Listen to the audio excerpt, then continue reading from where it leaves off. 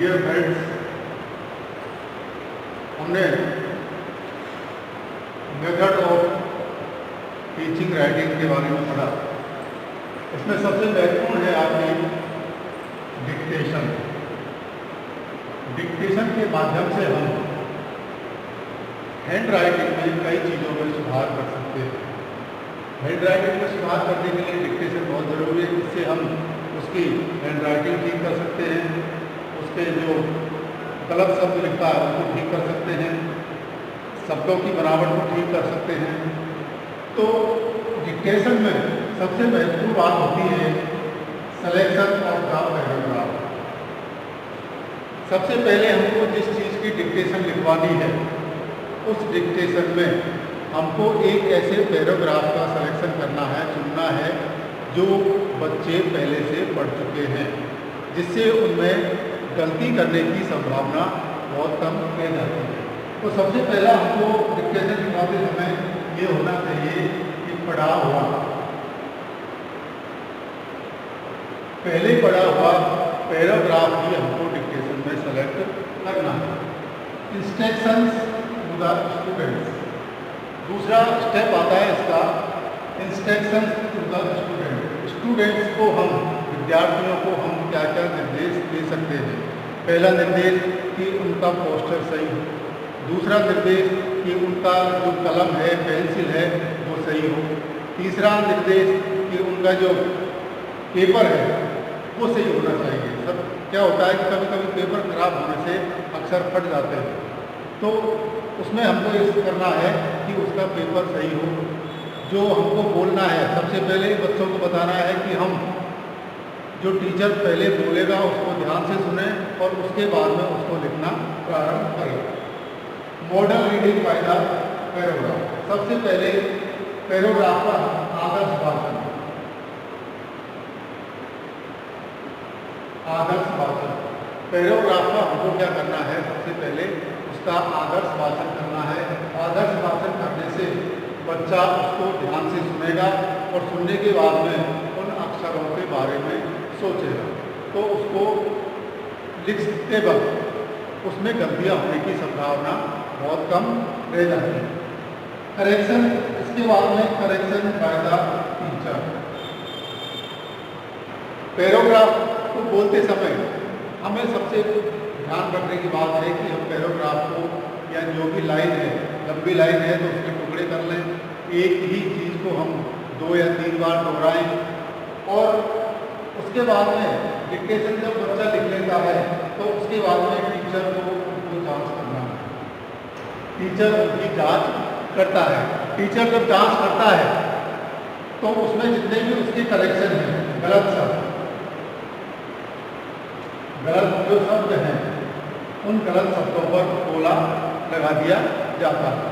गोला लगाने के बाद में उसके बाद में हम कर सकते हैं करेक्शन बाय द स्टूडेंट। हम खुद स्टूडेंट को उसकी नोट, उसकी जो बुक है उसमें जो पैराग्राफ दिया है उससे कहेंगे कि आप इसमें अपने इस डिक्टेशन को मिलाइए, मिलाने के बाद में जो भी इसमें गलत आपने लिखा है उस पर गोला लगाइए। दूसरा म्यूचुअल करेक्शन, एक बच्चा दूसरे बच्चे का जांच करना। म्यूचुअल का मतलब एक बच्चा दूसरे बच्चे की डिक्टेशन को जांच करेगा। जांच करने के बाद में उसमें जो भी गलती आएगी उस पर गोला लगा देगा। Practice of the correction word, जो गलत शब्द उसने लिखे हैं, गलत शब्द जो उसने लिखे हैं उनको सही करवाने का तरीका है कि उनको बार बार लिखाया जाए, या एक शब्द को जो गलत शब्द है उससे कहेंगे कि हाँ आप इस गलत शब्द को 5-5 बार रिपीट करिए, 5-5 बार लिखिए। तो डिक्टेशन में इन सारी चीज़ों का हमको ध्यान रखना पड़ता है। इसके बाद में cause of bad hand writing, एक ही क्लास में पढ़ने वाले सभी विद्यार्थियों की हैंड राइटिंग एक जैसी नहीं होती है। Cause of the bad hand writing,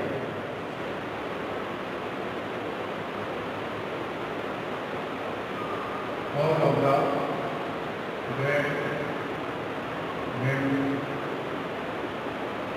right. खराब लेखन के कारण, खराब लेखन के कारण, क्योंकि एक ही क्लास में बहुत सारे बच्चे पढ़ते हैं, बहुत सारे बच्चों को हम देखते हैं कि सभी बच्चों का जो हैंड राइटिंग है वो एक जैसा नहीं होता है। ऐसा क्यों? इसके भी कुछ कारण हैं। सबसे पहला कारण इसका दिया हुआ है इम्प्रॉपर पोस्चर व्हाइल राइटिंग। पहला है improper posture while writing. Improper posture, उसके बैठने का तरीका। यदि उसके बैठने का तरीका लिखते वक्त सही नहीं है तो उसकी राइटिंग खराब होगी। तो सबसे पहले हमको उसका पोस्चर ठीक करवाना है। उसको कैसे बैठना है, ये लिखते वक्त उसको कैसे बैठना है, ये हमको उसको बताना है। नंबर 2 आता है इसका physical defect in students. Physical defect in students. यदि कोई बच्चा शारीरिक रूप से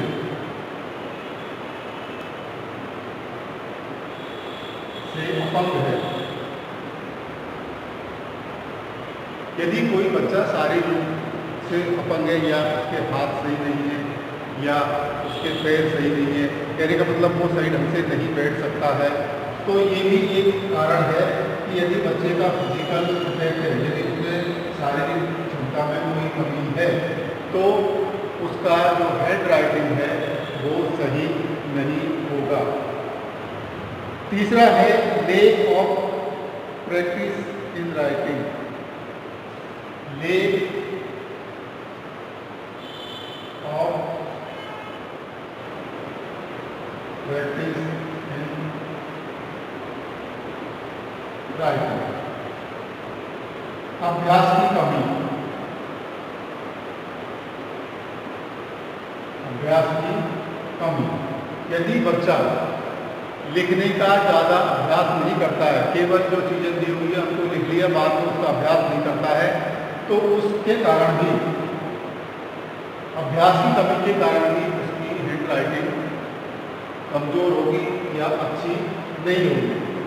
चौथा नंबर है इसका, चौथे में हम देखते हैं poor writing material. Poor writing material, यदि उसके पास में लेखन का जो सामान है, यदि उसका पेन खराब है या उसकी पेंसिल टूटी हुई है, तो इसका कारण भी, यदि उसके पास में लिखने का जो सामान है, लिखने के जो इंस्ट्रूमेंट हैं वो यदि कमज़ोर है, यदि वो प्रॉपर सही नहीं है, तो भी बच्चा अपनी हैंड राइटिंग को ठीक नहीं कर सकता है। पांचवा कारण है इसका too tight and too loose.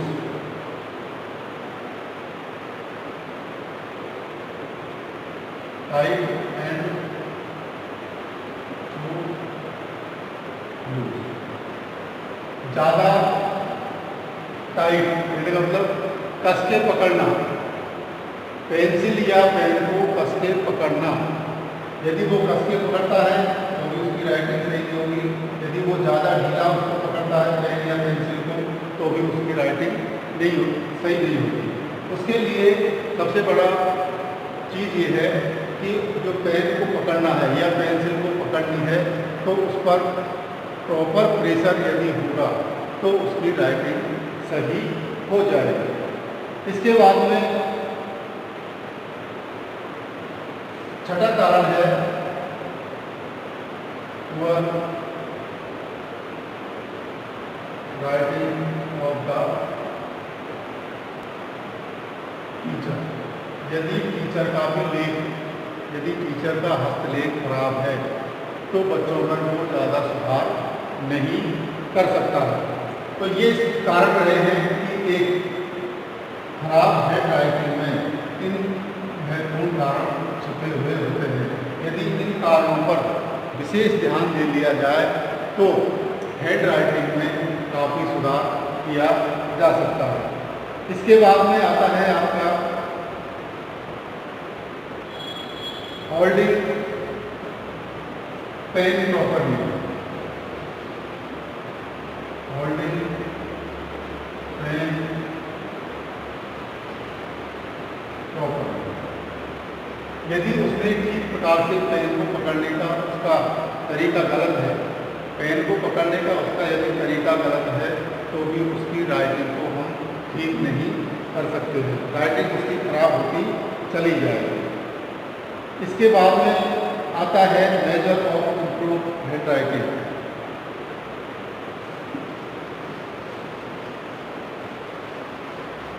Measure of improve hand writing, measure of improve hand writing. ऐसे क्या कारण, कौन कौन से तत्व हैं जिनको हम काम में लेकर उसकी राइटिंग में जोड़ माने सुधार कर सकते हैं? ऐसी कौन कौन सी बातें हैं जिनको हम बच्चों को बताकर उनकी हैंड राइटिंग में, हस्तलेखन में सुधार कर सकते हैं? सबसे पहला है use of 4 line note. Use of 4 line note. सबसे पहले use of 4 line note. 4 line note का सबसे बड़ा फायदा ये होता है कि बच्चा जो भी लिखता है, लिखेगा,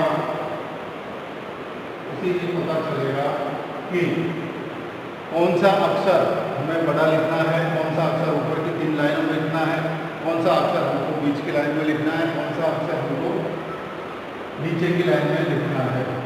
तो देयर इज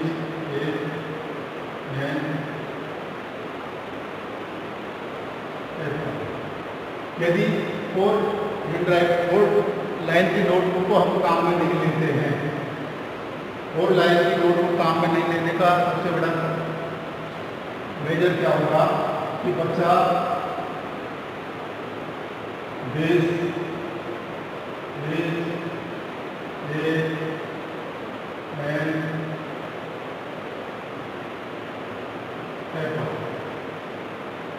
तो अक्षरों की जो बनावट है उसकी, अक्षरों को छोटे बड़े करने का जो तरीका है वो खराब हो सकता है। तो हैंड राइटिंग हर सेकंड लैंग्वेज में, अंग्रेजी भाषा में हैंड राइटिंग को सुधारने के लिए हमें बच्चों में ज़्यादा से ज़्यादा 4 लाइन की नोटबुक का उपयोग करवाना चाहिए। इसके बाद में सिटिंग इन प्रॉपर पोस्चर। दूसरा, sitting in proper posture. Posture का मतलब बैठने का तरीका। उसके बैठने के तरीके में सुधार करके हम उसकी हैंड राइटिंग में काफ़ी सुधार कर सकते हैं।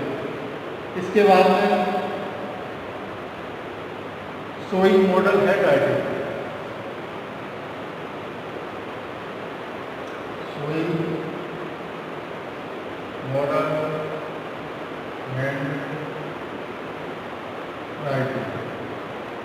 किसी अच्छे बच्चे की हैंड राइटिंग को हम बच्चों को बताकर उसको मॉडल के रूप में प्रस्तुत करके उसमें भी हम सुधार कर सकते हैं कि भाई जब ये इस बच्चे ने देखिए आप किस प्रकार से अच्छी लिखावट लिखी है, आप क्यों नहीं लिख सकते? तो बच्चे उसमें उस राइटिंग को देखकर प्रोत्साहित होंगे और वो कोशिश करेंगे कि हम भी इसके जैसी राइटिंग लिखें। इसके बाद में आता है आपका using black board, use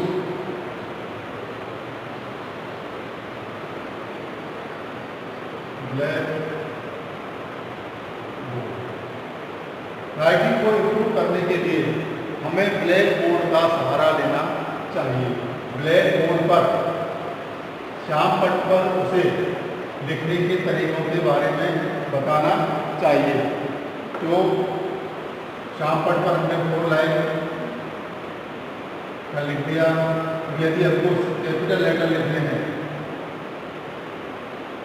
capital letter लिखने के लिए कैपिटल लेटर में सबसे पहले हमको बताना है कि सारे कैपिटल लेटर ऊपर की 3 लाइनों में लिखे जाते हैं।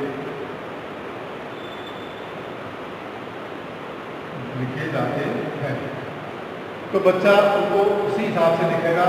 और यदि हम स्मॉल लेटर में उसको बताते हैं, स्मॉल लेटर में बताते हैं तो उसको A B C D E F।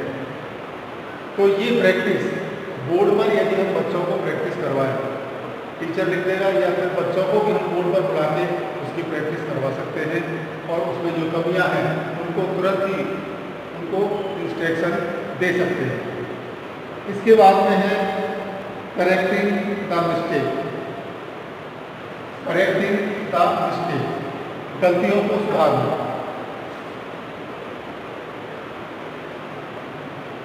Correcting the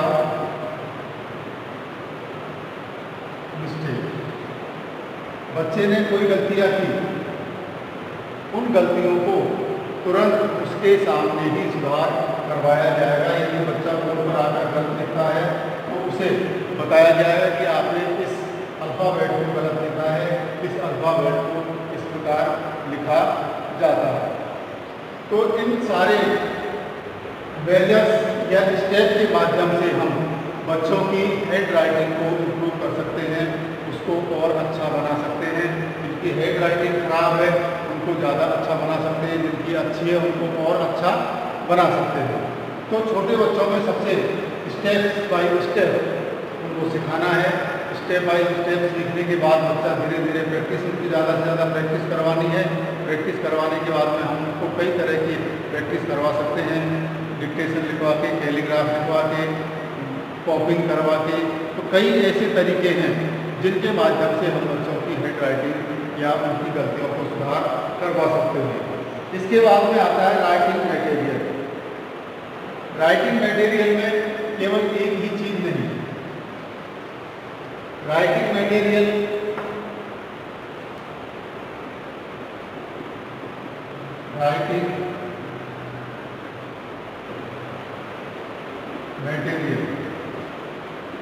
लेखन सामग्री,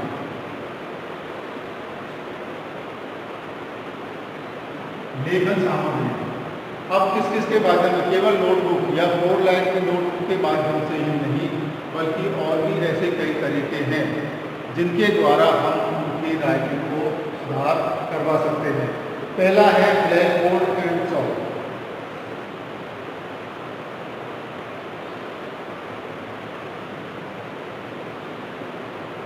black board and chalk.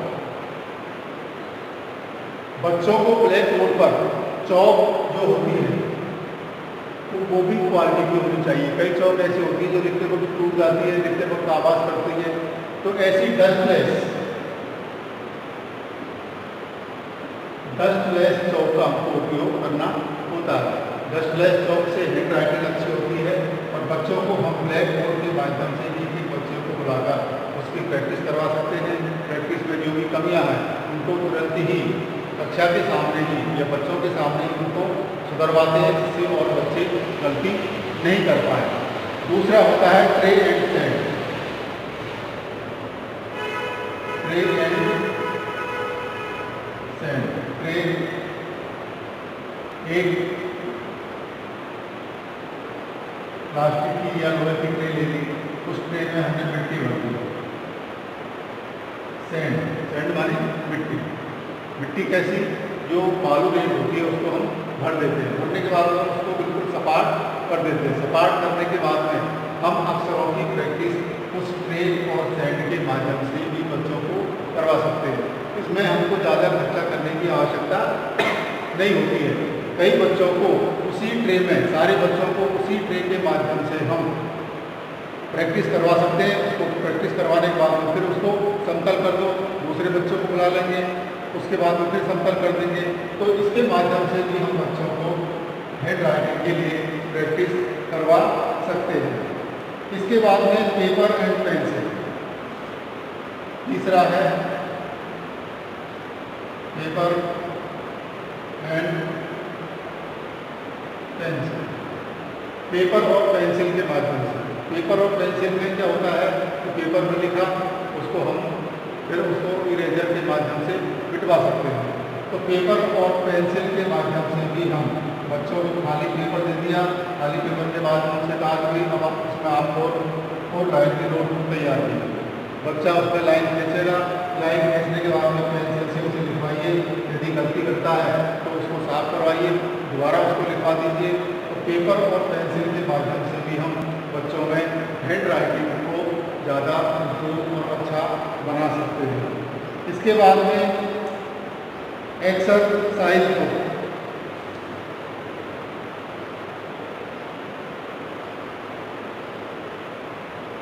Exercise books, अभ्यास पुस्तिका, अभ्यास। आजकल बाजार में कई प्रकार की अभ्यास पुस्तिकाएं मिलती है। उसमें तरह तरह से अक्षर को लिखाने का तरीका बताया हुआ होता है। तो उसके माध्यम से भी हम बच्चों में इस प्रकार की जो प्रैक्टिस है उसको करवा सकते हैं। बच्चों से वो खरीदवा दो, एक्सरसाइज खरीदते हैं, खरीदने के बाद में रोजाना एक एक चैप्टर के माध्यम से उनको राइटिंग या होमवर्क दिया जाता है। होमवर्क के बाद में उसको जांच किया जाता है, जांच करने के बाद में उसको फिर करेक्शन किया जाता है। करेक्शन के बाद में उन गलतियों को ज़्यादा बार लिखवाया जाएगा तो बच्चा दोबारा उसमें गलतियाँ नहीं करेगा। तो इस प्रकार हमने देखा कि स्टेप ऑफ डिक्टेशन, श्रुति लेख के चरण, श्रुति लेख के चरण। तो इतने स्टेप के माध्यम से स्टेप बाय स्टेप बच्चों को उसमें सुधार करवा सकते हैं। श्रुति लेख में कई चीज़ें होती हैं। अनुलेख, अनुलेख में अनुलेख के माध्यम से भी हम बच्चों को अच्छा प्रैक्टिस करवा सकते हैं। सुलेख के माध्यम से भी एक लाइन को बार बार रिपीट करने के तरीके से भी हम बच्चों में गलतियां करने की संभावना कम हो जाती है और उसकी राइटिंग में अच्छा सुधार हो सकता है। श्रुति लेख में हम बच्चों को बिना देखे लिखने का अभ्यास, बच्चों को बिना देखे लिखने का अभ्यास करवाते हैं। इसमें बच्चा अपनी राइटिंग में भी सुधार करता है और अपना जो गलती करने का जो उसका प्रवृत्ति है उसमें भी हम कमी ला सकते हैं। तो आज हमने नाच हमारा टॉपिक था इसका जो मेथड ऑफ टीचिंग राइटिंग। तो जितने भी मेथड थे टीचिंग राइटिंग के, अच्छे लेखन में हम क्या क्या इस प्रकार से सुधार कर सकते हैं, किन किन चीज़ों को ध्यान में रख सकते हैं और बच्चों में अच्छा सुधार हो, उसके लिए हम इन सारी चीज़ों का यदि उपयोग करें तो निश्चित रूप से हम उनमें काफ़ी सुधार कर सकते हैं। तो टीचर को भी ये चाहिए कि वो भी अपना जो हैंड राइटिंग है, अपनी जो हस्तलेखन है उसको सुधारें यदि खराब है तो, क्योंकि बच्चे अनुकरण करते हैं। यदि टीचर की हैंड राइटिंग खराब होगी तो बच्चों की हैंड राइटिंग को हम सुधार नहीं सकते हैं, क्योंकि वो आपका अनुकरण करेंगे और अनुकरण करके वो जैसा आप बोर्ड पर लिखोगे वैसा वो लिखने की कोशिश करेंगे। तो टीचर का भी ये दायित्व है कि उसे भी अपनी हैंड राइटिंग में सुधार करना चाहिए ताकि बच्चों में तो रोल मॉडल के रूप में अपने आप को प्रस्तुत कर सकें। धन्यवाद।